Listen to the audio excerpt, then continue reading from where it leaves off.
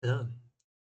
Last time I showed you a code about tic-tac-toe, and this time I have something that you're probably more familiar with. Nick. You probably see that in the mirror every single day, don't you? Well, anyway, um, this is also another tutorial that I followed from Coding with Russ, and it's an amazing tutorial. I highly recommend you check it out. He really explains the code well, and I had a fun time coding this, surprisingly. This was a lot more challenging than I originally expected. I thought this would be very easy, but it was rather complex. And the way this snake game works is it follows all of the classic rules of a snake game, right? So if you collide with the wall, you die. If you collide with yourself, die. And when you eat a food, your snake elongates. And the screen size I set to 600, and the cell size is set to 10. This was a big mistake. I'm going to explain that to you in a while, why that is. And you can also notice that there is no function about what happens when the player wins the game. As you can see, all of the functions are there except for the one that checks whether the player has won or not. And I'm going to explain that to you in a little bit as well. Um, Let me run this code to you so that you can see how it works. As you can see, there's the snake.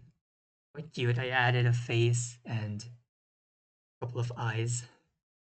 But as you can see, the screen is just so big, but the snake is very, very tiny compared to the screen. So for a player to win this game is it's virtually impossible in my opinion. So that is the reason why I said that setting the screen size to 600 by 600 was a big mistake. If you want to do this code by yourself, I highly recommend not setting your screen size to 600 by 600 first, and that you can also choose a more better code. Oh, how is my snake survive anyway? So let's show you first all of the ways the snake can die, right? The first way is that it can collide with itself. I can show that. Okay, there it is. So it collided with itself and it died. Other ways the snake can die is by colliding with a wall. There you go, it collided with the upper wall.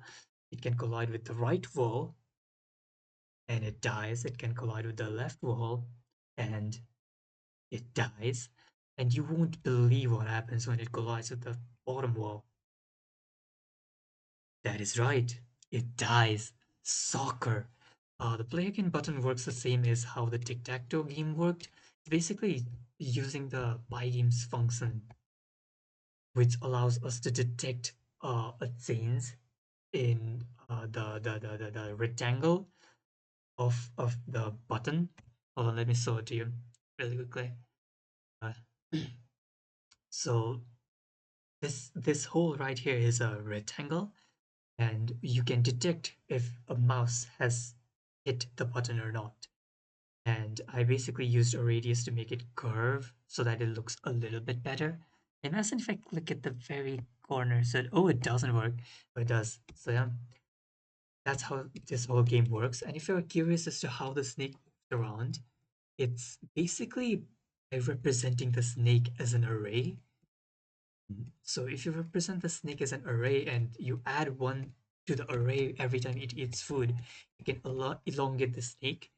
And similarly, if you want to move the snake around on the screen, what you do is you slice the array and put the very end part of the snake, that is its tail. Uh, what I died. Okay, the very end part of the snake, the tail to the front, and then you increment the head. I know I'm doing a very poor job of explaining it, but if you want to do this yourself, you should check out the tutorial from Coding with Russ.